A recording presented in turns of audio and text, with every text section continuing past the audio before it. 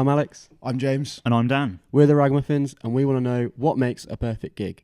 Every episode, we invite on a guest, and they tell us their dream gig from opener to headliner, and we have a little chat along the way.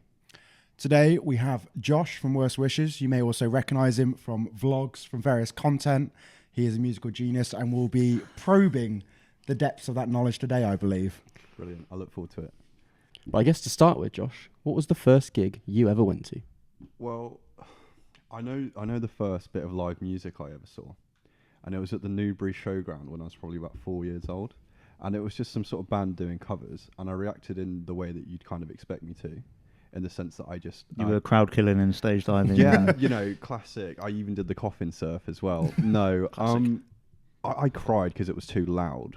Was what I remember. So it's not like that was probably so I could say that's the first time I saw live music and first time I cried at a gig. Yeah, which has happened many a time. A lot of 4 years old. But my first ever gig was at a venue at the time. I think it's changed its name now. I don't know what it's called. The Swindon Furnace, which when I walked into there, genuinely, it's one of these things that the dried sweat in the air literally like choked me out. It's one of those venues, isn't it? Yes. It's a great venue though. Level 3 it's called now, I think. What's it called? Level 3. Well, big up Level 3. Hopefully they're not choking people out with air sweat. But it was for a band called Fearless Vampire Killers, who recently actually reformed, and they're still going. And I'm pleased. I sort of dig out their sort of like debut album every now and then and just give it a little bit of a spin for just purely nostalgia purposes. It definitely doesn't slap. But they were great. They were sort of like really lent into like the sort of like vampiric steampunk stuff. And I thought it was really interesting. Their first album was like a concept album, and I eat that sort of shit up all the time. That was my first show. My mum took me, and we stood at the back, and she was like, "You can go closer if you want." And I did like the cool thing and said no, and stayed at the back with my mum. So that's You stood there with your arms folded, going like that. Do you know what? I wish it was as cool as that. I was actually probably just like nervously looking around. So How old were you? I was. Oh, that's a good question. I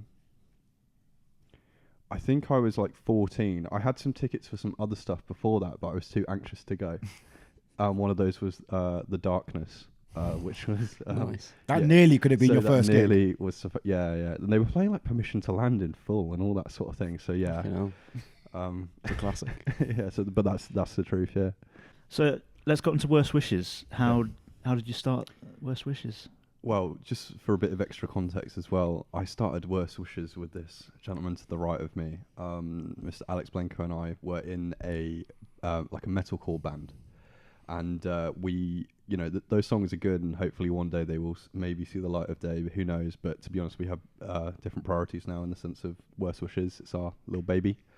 It's one of those things where basically, when we were waiting for the other members to turn up, we kind of used to just jam some bits out, and it just felt really, really right. To be honest with you, genuinely, I'm not just saying that. And I think it's one of those things where. It's one of those things that could have just been nothing, but it really didn't feel like that. And I think we knew we were kind of stumbled into something. Even some of the sort of like vocal melodies and lyrical stuff I was doing was like the most stereotypical, almost like piss-takey stuff that I could possibly think of. But it did eventually sort of snowball into what we know as like Worst Wishes today. It's really exciting as well because, of course, I'm here to talk about our latest release. Debut release, Spinning in Circles, and it's really satisfying for me to know that song's origin genuinely started in just me and Alex just sort of riffing at the start of those practices, basically, and to see like the sort of growth that it's taken to get to this point now it's really affirming, to be honest with you. One thing that's been cool is we've like kind of naturally documented like so much of our progression so far, just because it's so easy to just be like, oh, I've got an idea, let's just film it. So we've got it. So we've like accidentally built up like a great big backlog of like history of the band already. Documenting history in your own words. And it's weird that song in particular literally was like, Josh was like, oh, just do something that sounds kind of like emo-y. and then I just played what is now like the main chorus riff of that song. Mm-hmm. And like you said, you were just sort of taking the piss of like traditional like emo, like almost caricature like Yeah. vocals, but now it's become like what it is. It's Yeah. pretty crazy, isn't No, it? that's great. Yeah, and I can say now, like, we've got music videos for both the tracks primed and sort of ready to go almost. So just putting the finishing touches on them. So keep your eye out for them. I'm really, really excited to see people's reaction to those, and I just want to big up our very, very good friend Tyler Moby for filming those and editing them Yeah. for us. He's done an Top absolutely grand job. Regular viewers will know him from the download vlogs and stuff like that, and he is absolutely badass at music videos and anything camera needed. So like, True. yeah, he's been like unreal. Like the collaboration and like his sort of. It's always really interesting when you're doing something that's creative, and then you introduce like an external factor into the process. You never really know if it's gonna like gel or not.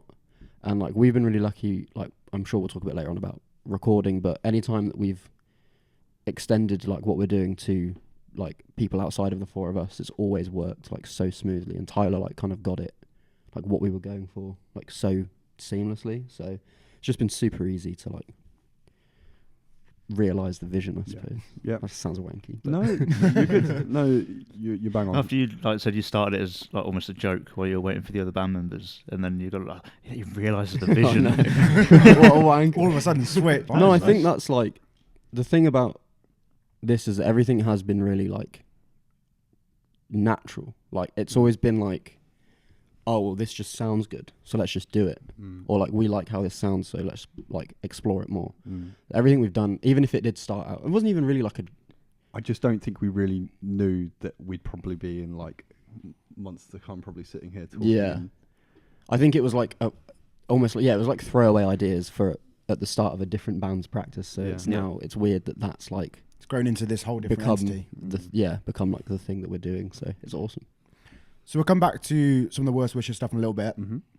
Usually, if you've watched some of these perfect gigs before, we end with the venue. However, we had a request from Josh to start with the venue. So Yes, sir. before we get into what your perfect gig's going to be, where would you like it to take place? Well, I thought it'd be fun because like getting to London and that from my place is just really tough. I can't be doing that. There's a place in Oxford called Oxpen's Ice Rink, where on most Sundays we get together and we go see Oxford City Stars, the ice hockey team, play and lose atrociously, but still it's the taking part that counts. You show up and you support Yeah. week in, week out. Yeah, Oxford baby. So yeah, I thought it'd be fun if we were to do a thing where you sort of like we could just sort of put a big old, one of those big plastic things over the ice and set the stage up there. Mm-hmm. And I would just love it to sort of just get a bit more exposure for the fact that it's there and they house UK ice hockey because it's a. Would you want it to be like an in the round kind of thing? So the stage is in the very middle of the Ooh, rink. do you know what? That's a good idea, and I have gone to a show like that before. An old boxing ring I saw pulled apart by horses, and they had a 360, wow. and we did a circle pit all the way around, sick. around them. But- Yeah, But no, I think at the sort of the end, and then everyone just sort of like, and then if your feet get tired, which mine probably will, you can go sit in the bleachers. Do you know what I mean? Why would your feet get tired? All right, rubbing it in, are we? I have flat feet. Yeah. So I'll tell you what. Whatever they use to cover the ice, I'm going to make sure that it's like the most comfiest material ever. Nice. Like It's your memory gig. foam. You can So do that- what yeah, you memory- want. get memory- them to make it memory out of foam what they floor. make the vans out of. Those really comfortable vans, like shoe lining. Thing. Oh yeah, that sounds great. Yeah, that sounds a bit off the wall though. All right, no. To business, sorry. So yeah, Oxpen's Ice Rink. Well, it sounds fucking sick. Oh, hang on, sorry. With they might as well just lift the PA from like Ali Pali or something like that. Maybe they'll just have to probably turn it down a little. Just a tad. But to be honest with you, I want to say two things about this show. You'll be supplied with two things on entry. Earplugs will be mandatory because protecting your hearing is rock and roll. This podcast is sponsored by Loop Earbuds. And actually, the second item that you'll receive, I'll get to in a bit. Actually, so Ooh, interesting. I'll keep you posted on that one. Yeah. Well, let's not stop now. Let's get straight into the first band of the perfect gig. Who's the opener? Right. So I've taken a bit. Actually, before we move on, is it still cold? Like, That's a good question. Are we just covering the ice? I'd or rather like not. I think, for God's sake, no. I think they're probably going to have to take the ice away. Actually, yeah, because I'm not for that. I'm wanting to, experience these. The air sweat. No. Oh my God! It's trying to do everything. We'll have special fans to make sure it disperses any air sweat. Actually, Okay. That's good.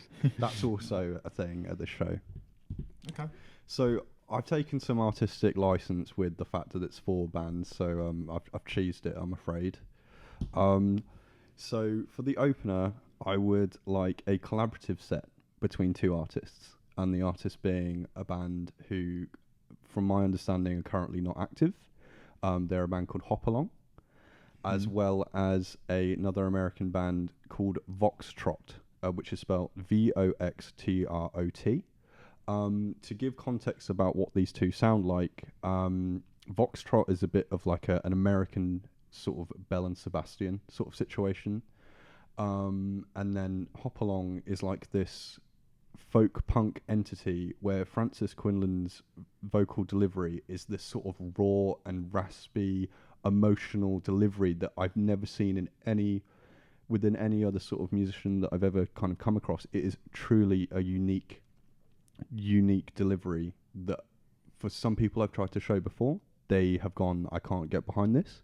And for other people, they've said like, this is definitely something different. And I know, of course, it's a bit cheeky to meld 2 acts together to sort of make it work my way for my perfect gig. McFly and Busted did it. There we go.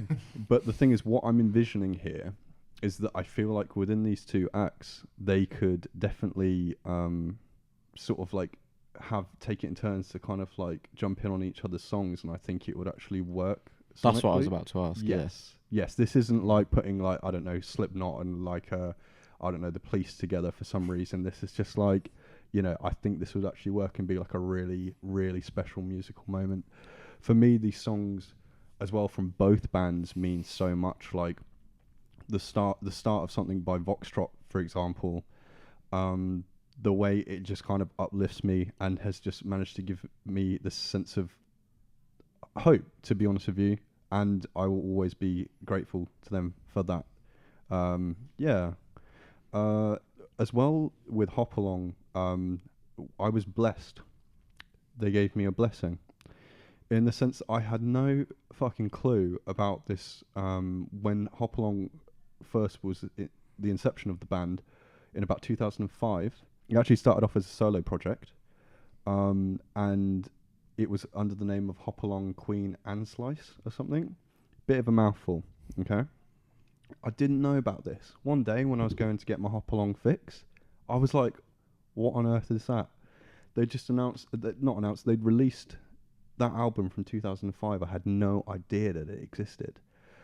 And it's one of those things where I listened to it and I was like, this to some people is going to sound like an absolute mess, like a lo-fi mess. It was recorded in like an apartment with on like a self-produced sort of thing. And it's just one of those things where if you tap in. I was driving the other day and the song Bruno is Orange genuinely made me tear up a little bit. And it just had that sort of feeling for me that I couldn't quite pin as to why, but I just knew that wherever that song came from, that place where it was written, composed, it was something special. And I was I was really pleased to see that album, that song actually had like 37 million streams on Spotify alone. So I'm really pleased that song, that piece of, art is getting the recognition that it deserves, because I truly think it's special and probably, well, I was going to say underrated, but I suppose it's not. It's getting the recognition it deserves.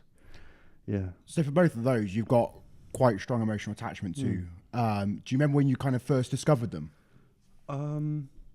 It was a few years back, and it was one of those things where I have a tendency that if I like something, I'm going to play the absolute shit out of it. And those ones are ones that I definitely did so. And then you kind of have to do that thing where you kind of, and I'll probably revisit this, is when you play the shit out of something and then you kind of have to like hold your horses, because if you do this too much, you're actually probably going to ruin it for yourself. But I think that if I was to see, by the way, just to say, we're in for the long haul on the Perfect Gig at Oxpens. Okay, All right. it's discography for like both bands. Okay, we're in for a long night. Yes. Oh, Okay. oh well. I will. Yeah. It might get broken up by a little bit of an intermission, but we'll get there. All right. That makes it even longer. Yeah, I know, but it's worth it. And trust me, like I said, the floor's going to be memory foam at this point, so it's comfy for everybody. Okay. Yeah. To be honest with you, that would be my opener. Yeah. So we're lucky to be in a record shop right now. We're recording in truck. What was the first album you ever bought? The first album I ever bought, I don't know about bought, but I know the ones that I received first. And I think I've listened to a few of these with you guys, and I don't think I'm the first person to say that it was like Busted and McFly's albums back then. Yeah, I used to love putting those albums on and then getting my like toy guitar and like jumping all around on the furniture and stuff like that. And I think I've got some like footage from home movies and stuff like that of me doing that. And yeah, those albums, I think as well, it's interesting. I was realizing like yesterday of all times that I didn't realize it at the time, but like the Tony Hawk Pro Skater games and Guitar Hero was like really building the foundations for my sort of love for music and sort of alternative music and things. And like those Busted and early McFly albums as well was also doing the same thing, in my opinion. But yeah, that was probably the first. What did I ever buy first though? You walk into a record store shop. You got your money in your hands. You walk over, you see a CD. Oh, it might have been at the same time, Demon Days and Gorillaz self-titled actually at the same time. And I bought some Naruto DVD box sets as well. Yeah, God, big spender back then. Yeah, I know. Someone's been working hard for their pocket money. Yeah, I know. God, that must have been around Christmas or something. Yeah, that actually might have been it actually. Yeah. So you've kind of delved into already a bit about your writing process with Worst Wishes, like what else kind of goes on behind the scenes and how's that developed in the time since kind of, you say playing around with ideas while waiting for other things to happen, but then now having this as the focus, how's that changed any of the writing process you may have towards either these songs and other things that people will hear eventually? So that's a bloody, you worded that very eloquently. I love that, by the way. You're welcome. That's a very good question. I would say for the songwriting process of for songs for Worst Wishes, it has all just felt very natural. Like we've had a few onlookers just when we've been working together at my house to co-write these things, and these onlookers have said, God, you guys communicate like so well. You all take the time to listen to each other, and it all just seems to flow so naturally. And you all take the time to listen, and and I think that's always rung true, to be honest with you. That we do definitely have like quite a coherent sort of linear. It doesn't feel forced or anything like that, and everyone kind of can have their say and stuff. It just has really worked, to be fair. And I've always found from the moment of meeting this boy right here that we have kind of had like a connection that we do know what the other one's going for, and we bounce off each other. And there's been certain situations that genuinely have been like magic. So, for example, to be fair, Spinning in Circles, for example, he sent me the instrumentation, and he just named it Spinning in Circles. That was it. You didn't really give me any prompt, any nothing, and I just kind of took that 3 words and wrote that whole song around that those 3 words, and that's it is what it is today. The rest is history. Yeah, it's just so much fun. And when it comes to the actual sort of substance of what those lyrics mean, it's fun because I can kind of take it to these guys and we can sort of bounce back and forth until it's possibly the best version of it can be. But I would say with a lot of our lyrics, if you were to come to me and probably take out one line here, there, everywhere, I could probably give you a whole myriad of stuff about why that's been used, what it means. The songwriting process for me, especially in Worst Wishes, has been almost like a form. This is actually a bit cliche, but it's almost been a bit of a form of like an element of like a therapy, to be honest with you, because it's expressing stuff that maybe I know that other people can relate to. It's situations where, you know, it's stuff that has happened that I haven't quite fully understood, and I sort of interpret that into the art. And it's really, I honestly don't take it lightly that I have the opportunity to do it with these guys. Really, it's very special. And these words do genuinely mean a hell of a lot. And I think people saw that when we played our first show. I think people told me afterwards, like, it felt very raw, and it felt very genuine. Cathartic. And yes, and that is because it is. Yeah. Yeah. Obviously, there's an element of like show, but there is an element of real emotional feelings channeling through those words, and yeah.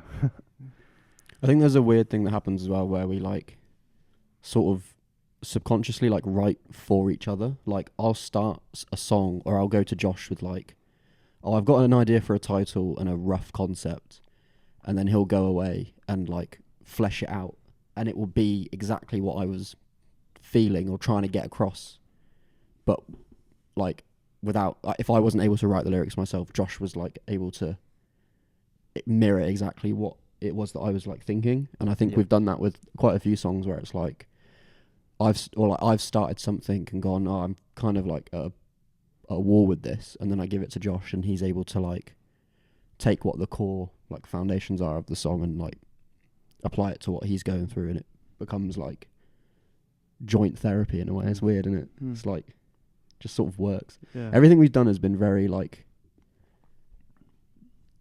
based off of like first instinct. Like when we jam ideas out, and they don't often change from like what the first jam is to the final product, because I think we kind of trust that whatever's happening like naturally is like the right thing to do for the song, I guess. I know it's very... No, I think I know what you mean. There's been moments in practice. So we have discovered, in my opinion, some gold through truly just jamming with no sort of aim or anything. It's just happened naturally.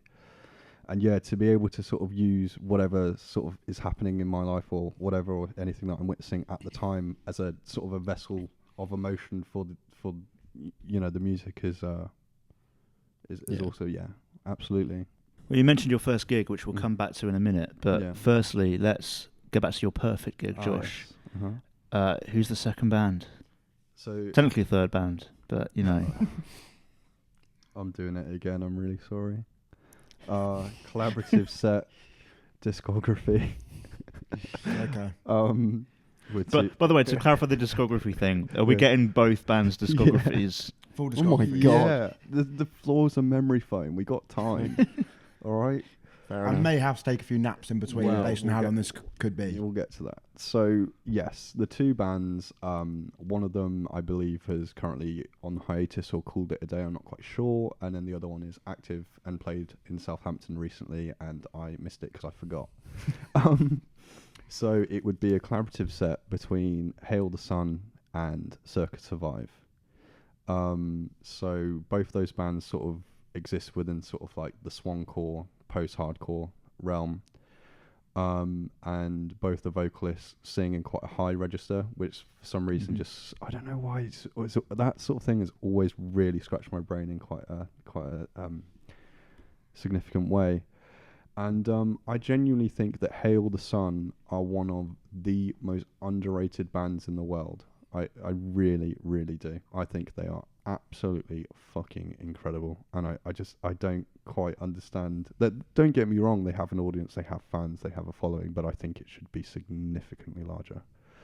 And Circa Survive are just one of those ones where those Anthony Green's vocal delivery as well on everything, it's always just so crisp. It always has this luscious emotion every project that he touches turns to absolute gold, in my opinion. With I'm sure some of the Ragamuffin viewers probably like Ellis Dunes as well, which is currently what he's doing with Frank Iero from Mike M and some other, I think a guy, one of the members to Coheed and Cambria as well. It's like a super group. Fuck yeah, I'm all for it. But I'm sorry, I've really sort of taken some liberty. That's That's your fine. perfect We'll gig, let Josh. you do it. Yeah. But it'll be like Anthony Green doing some Hail the Sun songs and like Hail the Sun's vocalist doing some Circus We're Survive getting that songs. back and forth. Honestly, like That collaborative effort. It would be awesome. It would be so good. So although we're getting full discographies, Mm-hmm. give me a couple of songs from each of them that like would be your go-tos that if people haven't heard of them as well should check out. Oh my goodness. So that's a good question. So Mental Knife by Hail the Sun, and New Age Filth is actually something that it was one of my recommendations to you on like maybe the first time I had guested on this pod. New Age Filth by Hail the Sun, actually, out of all of it, that's the priority. I think that album is incredible. And then for Circus Survive, oh my god, it's one of those ones where I kind of just listen to it all at once. So I can probably pinpoint an album, which some people are like, "What the hell? Why they're your fucking perfect gig then, you dick?" But no, Basically listen to everything. yeah. Just a nice, easy listening experience. Well, that's what people are doing at this gig. So yeah, we it's are, fine. aren't we? So you Okay. Sorry.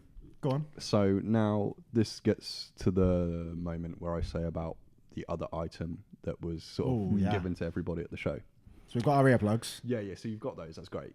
So the other thing that you'd be given is like an adorable little like nightcap, a nightgown, maybe a little like candlestick. We'd have to do a risk assessment for the sort of like All right. like little candles or whatever.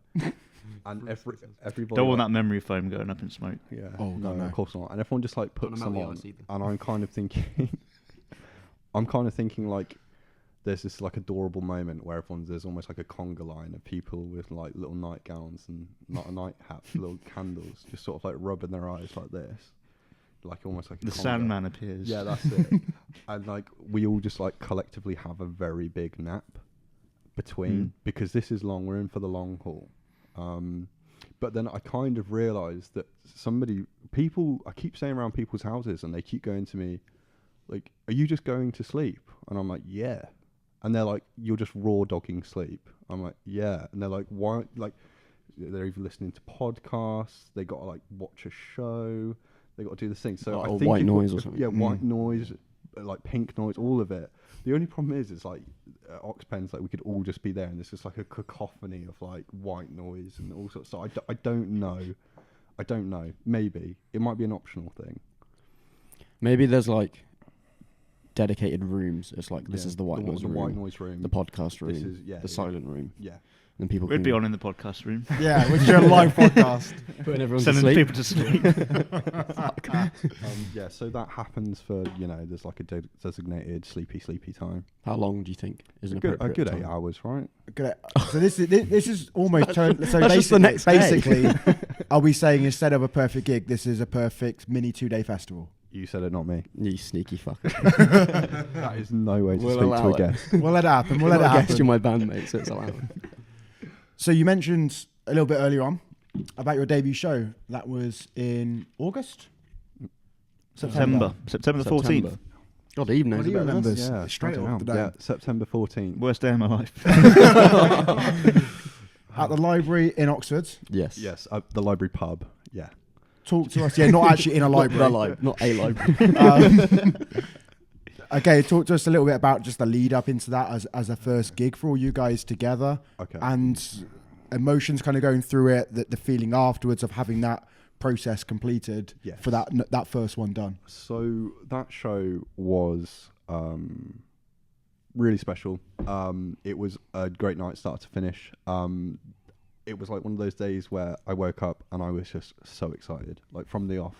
It was, it just. Did you felt, lay your outfit down Dude, I before you went to bed the day before? I do that before I go to the car boot sale. So you bet your butt. That's the thing people say, right? Yeah, of course. It is now. You bet your butt it is. So Yeah, the excitement was in the air. We were loading out of our practice space, and like we got word that the show had actually sold out in advance, and it just sort of we left my house in Convoy, and like Glennie, our vocalist and drummer, was so excited. It was like watching like a year 6 at the year 6 disco just before they're about to play the Cha Cha Slide. Like he was like beeping strangers on the road and stuff like that. It was great. He was just like literally you couldn't contain that boy. But that show, it was just great to be in front of people, sort of sharing everything what we had made to present to people, and the reception and reaction was so good. For me as well, I realised actually a few days before that show, it was my first live gig in 6 years as well. And that just felt so special. Because I don't know, I've spoken to many other musicians about this, but during like COVID lockdown times, I did consider selling like all my gear, all my stuff, and just sort of shelving all of that sort of dreams of being a rock star. But there I was in the basement of the library, like, fuck yeah, let's be a rock star. So from that being 6 years since your last gig, to also being someone's first gig. Ah, yes. Oh yeah. I wasn't going to say it, but you did an How did you feel for that? Beforehand, I felt terrible. I was so stressed, like in the run up to it, and I couldn't eat on the day. I didn't want to talk to anyone. I was like, everyone leave me alone. I just want to like, I don't know. It was one of those weird ones where I knew as soon as it started, I knew I'd be alright, but it was like all the anticipation before it was agonizing for me. Seeing But the then- relief that you had afterwards was just like, oh. Yeah, it was nice. Like, I mean, So I felt like, because I knew you'd be like as nervous as you were, I felt like I couldn't really contact you during the day, and it felt illegal seeing you just before the gig. It's like it's like the groom seeing the bride on the wedding day. that's fair. Yeah, I think like we finished the first song. I don't think I looked up once during that, but then after we finished the first song, I looked up and it was just like all my friends, and like I think that was like the moment where I was able to like relax and be like, this is the sickest thing ever. Like, I think for that to be like my view of the gig, just to see like everyone I love having a good time, was like equally as gratifying as like playing it myself. I don't know. Yeah, it was nice. It was really saying nice. as well, there were other people at the gig as well. There were other people there, not It just wasn't just your not friends, just our there's friends. new friends as well. Yeah. But no, like you guys like packed out the front and made it feel very comfortable for me. So yeah, it was fun, stressful but fun. I want to do it again. And we will be on January the 4th. We'll be doing our single release show at Fat Lil's in Whitney.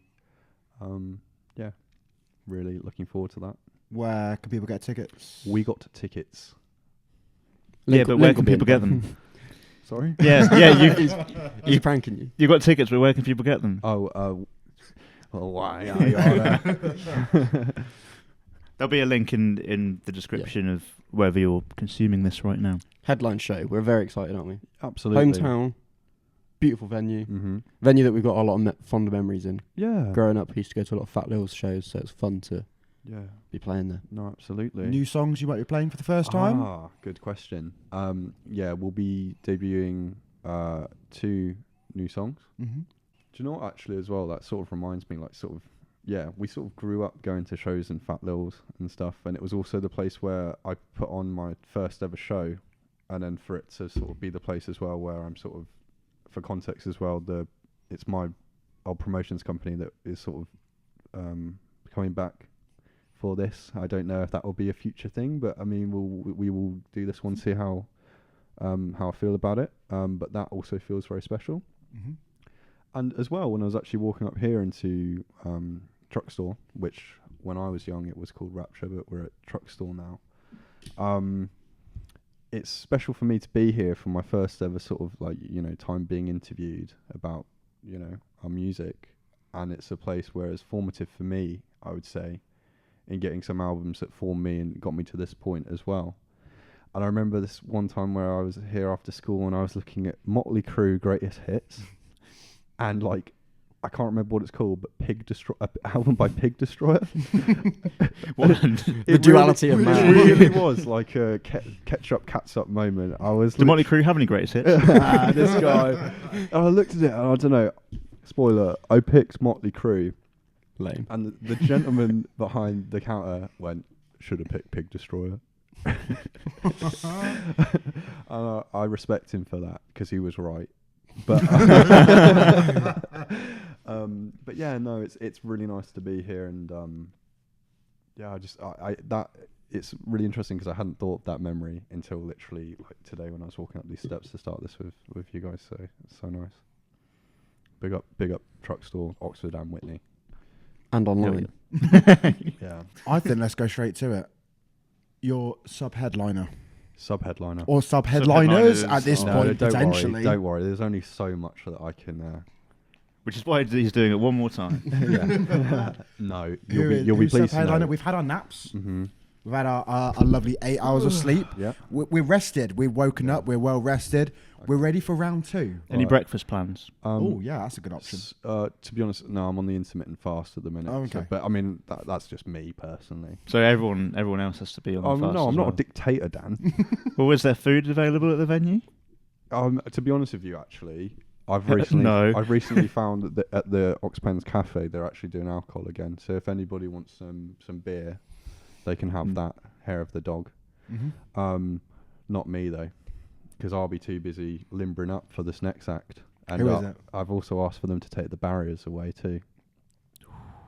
But you didn't have to put them up in the first place. Well, just saying. all right. Well, I'd said that for effect. Okay, fair enough. But all right then. Well, no, put them up. Whose Put them up just to perfect put them gig is down. it again? Sorry. Yours. Carry on.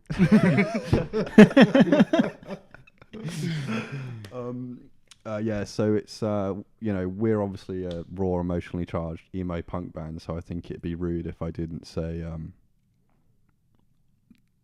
Oh fuck, I don't know. Title fight. title fight. Oh, Yeah. I thought you were going basement. Yeah, Title fight. title fight. Yeah, baby. Playing the whole lot, and Like, the reason why we needed 8 hours of sleep is because the idea is actually no, there's going to be like hardly any food available, but just loads and loads of coffee and Mountain Dew. Yes. And then get everybody like super like amped up. when everyone shits himself. Not everyone has the same response All right, to don't caffeine donuts. as you. Okay. All over the memory foam. Oh, fuck's sake. Okay, donuts. There'll be a bunch of Yes, donuts. you're making this even better for Oh, me. yeah, James loves because, it. because I'm it'll, excited, like man. act as like a bit of like a ballast. Yeah. Yep. Do you think if you had a belly full of donuts, Donuts. can you actually be serious for 1 second? I'm fully locked in. Coffee and donuts. You've got me sold, You let the dude. Simpsons reference glaze over there. Oh, I've already. The glazed over more than the donuts. I didn't even mean to do that. Sorry. No, don't apologise. If I've got a bowl full of donut, a do, belly do not apologise. Oh no, we've gone silly. All right. If I've got a belly full of donuts, Would go you on. shit yourself if you had some coffee? I'm talking like maybe 6 donuts. Well, yeah, maybe, because then my belly's full of something to He shit can out. sometimes just smell it and he'll shit himself. Smell coffee. Oh, right. And immediately. Mm. Wake up and smell the... Title fight, yes. Yeah, it's a little bit of a cliche. I want title fight back, but the truth is, I do. So the album, The Last Thing You Forget, was, in my opinion, just like groundbreaking for me. And then I loved that album when I first heard it, and then when I went on YouTube and found those live sets and seeing, I'd never ever seen at that point those like those shows that they were playing at like skate parks and stuff that had just people flying from every direction, and that I sort of have been known to sort of thrive in chaos a little bit. It's it's one of those things where sort of unconvention and chaos I find intriguing and interesting, and it sort of just scratches my brain in a particular way. And I think a cheeky title fight discography set with No Barrier at Oxpens after we've all had a lovely sleep would just be off the chain. It's weird because like No Barrier punk shows like that do still exist, but like when you watch old title fight live footage, it feels like it's just from a time and a place that's like so gone and like you weren't unable to get back. Do you know what I mean? Like, The audience deliver those lyrics as well yeah, with absolute just sort of. I've never seen people probably push it that hard with vocals, sort of audience vocals. yeah. Maybe apart from these people who are starting to like screech at like Lord and Adele concerts and stuff, but that's different.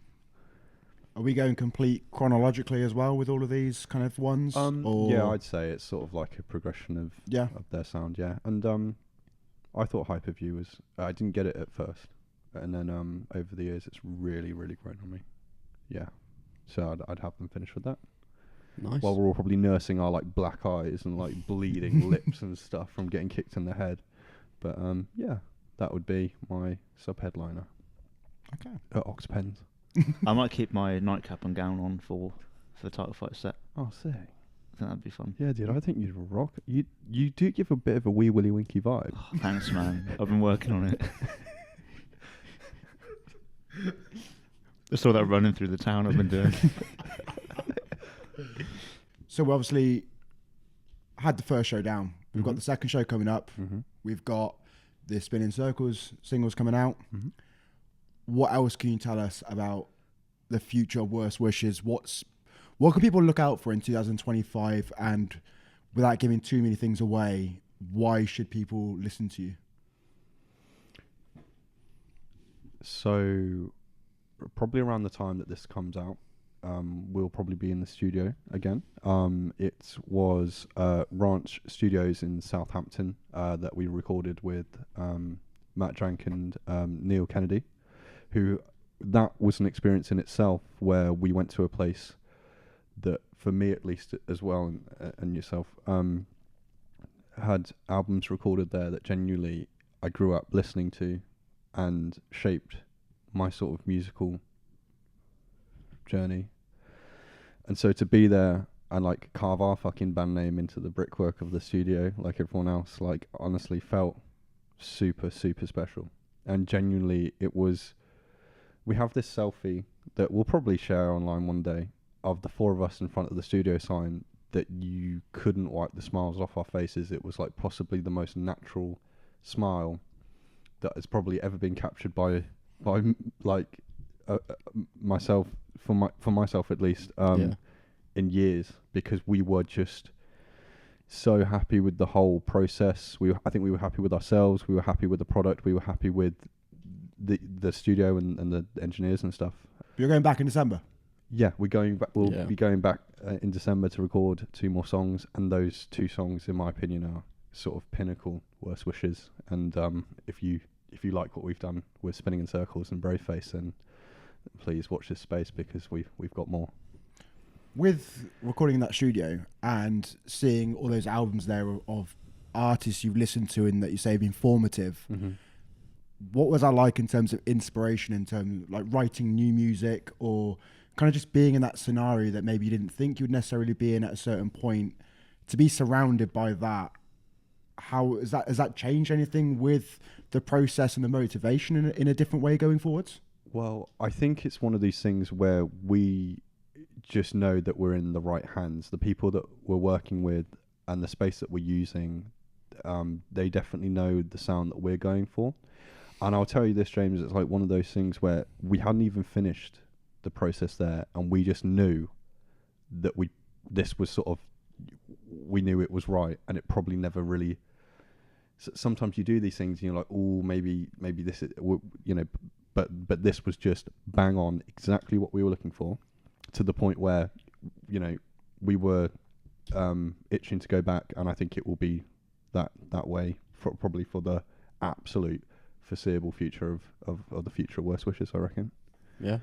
It was basically like the most life-affirming experience I think I've ever had, where like you're surrounded by records on the wall of like stuff I grew up listening to, stuff that's shaped our sound. Like my all-time favorite album was recorded there, and I got to like speak to Neil about it, and like the whole process, like I said earlier about like when you bring in an external like factor into the process, it can sometimes be a bit daunting because you don't know like how it's going to go. But both Matt and Neil like got it immediately. They offered insight on stuff where, like, you know, we needed a fresh pair of ears on stuff, and they were able to just, like, throw in the perfect bit of, like, advice or, like, feedback. They just made the whole process, like, for a band, like, that was our first time ever recording. They made the whole process, like, so easy for us and really comfortable. Yeah, no, absolutely. It was a very special time, and I'm really excited to go back and lay down what we've got in the works. Very excited. Very excited to hear it. Is it time for a headliner? I think it's time for a headliner. Yeah. Okay. Could I ask you guys who you reckon it's going to be? Putting you on the spot. See, I know you love that new Los Campesinos record, Mm-hmm. but you've seen them live quite recently. That's right. So I don't think you'd just give them that spot. Is it a band you've seen live before? No, No. I didn't think it would Okay, be. that's taken out of mine. I think it's probably a band that's, like, either, like, but not active, because they've probably either, like, very long retired, or they've probably got, like, members that have passed away or something, so it's not actually He's nodding. realistic. Is it Nirvana? So I was actually going to give Circa Survive and Hail the Sunspot to Nirvana, but it dawned on me today that actually back when I was 16 years old, my good friend Daggers, we went to O2 Academy 2 in Oxford, and we saw a band called Nirvana. Novana. And I was like, do you know what? That was good and all, but I mean, maybe, yeah. So I'm sure the actual real Nirvana probably would have been, I don't know, maybe better. Who knows? I fucking hope so. I mean, the bassist at the end did throw his bass up in the air, so like, you know, it's authentic. The lead singer had bleach blonde hair. You know. No, but it's the Smiths, guys. Oh, fuck, that was going to be my other guess. Yeah. Yeah. So I would again want discography. Apart from the song "How Soon Is Now," which is like a lot of people's favourite, but for me, I don't like that song. I would have every song, like even the B-sides, "Golden Lights," which is traditionally hated, fucking "Frankly, Mr. Shankly," it'd all be there. But "How Soon Is Now," I'd rather not. If that's cool. The whole discography apart from that Just one song. One song, just not "How Soon Is Now." Yeah. Yeah. Would you tell them beforehand that they can't play that song, or would you just like stop them just before they play No, it? Just no, unplug the- stop. Unplug Yeah. the power. Stop. Don't like it. Don't like that one. Just you're stood in the middle of the room, just like, That's me. That's me to a T. Yeah. It would be the Smiths. They are one of those ones that my mum used to play a bunch of music on an iPod Nano, and I'd be like, "This is shit."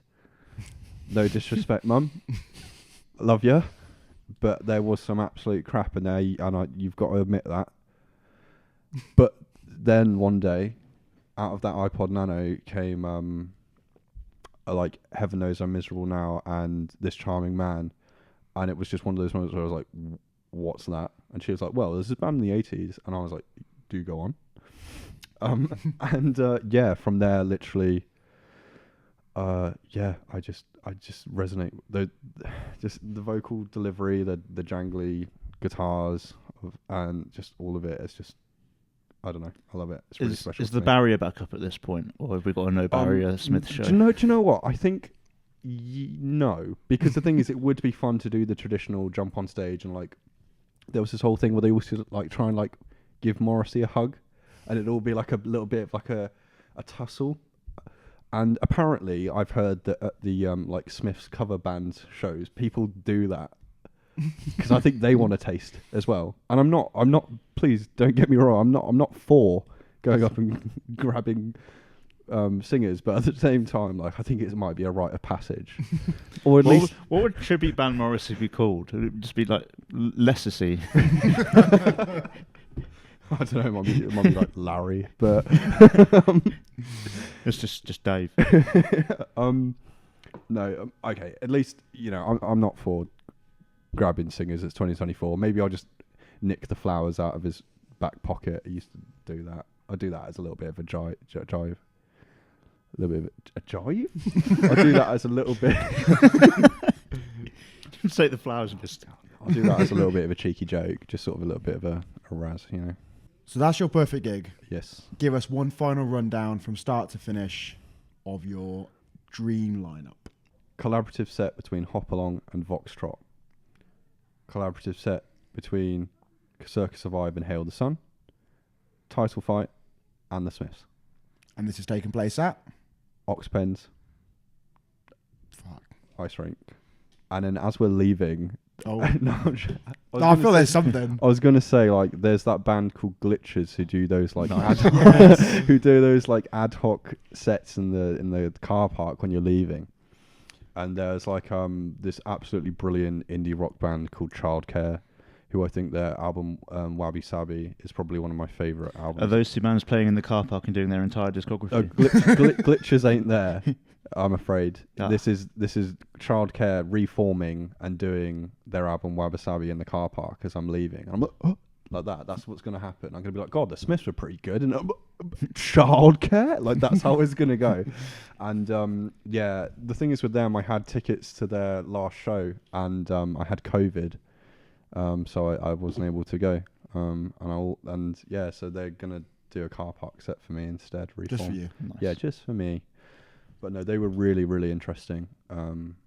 Yeah, I miss them. Please come back.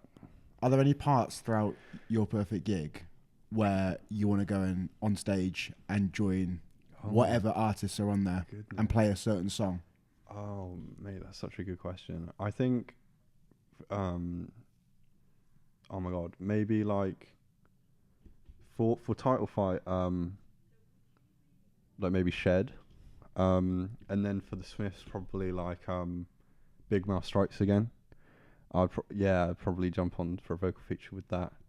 Oh, this is also a universe where I can still do vocals, by the way. So for a bit of context as well, regarding a bit of lore regarding Worst Wishes, I was actually originally playing bass and was the lead singer. But some events transpired where, spoiler alert, I developed a cyst on my vocal cords for various reasons, and I actually had to get a proper fucking surgery to get it removed. And in the meantime, I kind of made the decision that I would pass on vocal duties to Mr. Lewis Glennie, who is absolutely more than capable behind the drum kit, and I actually think it's been a brilliant move for this band. But that was a whole fucking thing where I had to sort of come to terms with that. That's fine, like I'm all for it. Like it was great. All I wanted was the band to continue and move on and progress. But yeah, maybe one day you might look back at this and be like, this is so interesting because Josh is actually doing vocals in the band now, and I'd love to get back to it, but we'll see. See what the future holds. Yes, I'd love to look back on this and think, God, that was so interesting, because at that time he thought he'd never do vocals again. But Speaking of the future, I think it's a nice closing question to ask once I've cleared my throat. What are your best wishes for worst wishes? my best wishes for worst wishes. Gosh, my best wishes would be, it'd be lovely to play with some of the bands that have inspired us. I don't think that's too out of the question. We'd love to play some of our favourite festivals, such as 2000 Trees, Burn It Down, Outbreak, to be honest with you. That would be fantastic. To be honest with you, like Truckfest as well, really formed sort of my love for UK festivals and stuff. That would be really special, I think. It's like a hometown festival for us as well, isn't it? Yeah, absolutely. And to be honest with you, Dan, like there's probably so many musicians who'd watch this and go, but it's not what it's all cracked up to be. But I've always romanticized this whole feeling of going out, playing these shows, sleeping on some random person's like floor somewhere, waking up, doing it all again the next day, probably making like a financial loss as you do it, but kind of doing it for the true love. And if like literally one person was to come up and buy a shirt and say that the words or the music or whatever, sort of affected them in a positive light or made them feel something, or, that to me is kind of, that would be the best scenario. Literally just positively affecting people with these words and these songs, I think would be peak, to be honest with you. Yeah. Banging. Go stream the song Spinning in Circles and Brave Face on Spotify. Where can people find Worst Wishes on social medias? At Worst Wishes Band. That's us. On everything. On everything. Yep. And You've been t-shirts? banned on everything. Yeah, we have t-shirts on Bandcamp. T-shirts on Bandcamp. Yes. And in person at gigs, Yeah. as and when we play. Mm-hmm. And get tickets to the headline show at Fat Lil's in January. Please. You don't want to miss it. Begging, literally. No, I would really like to. My immediate best wish for Worst Wishes is to sell out this show. That'd be fucking sick. Let's do it. Please. Let's make it happen. Josh, it's been a pleasure. This has been a long time in the making. Yeah, thank you so and much for having absolutely me. lovely to have you on, I dude. can't believe you started a band just so you could come on here. Yeah, that was the main reason. Oh, I forgot to tell you, Alex. I'm leaving the band. Oh, fair enough. Breaking news. Is that an exclusive?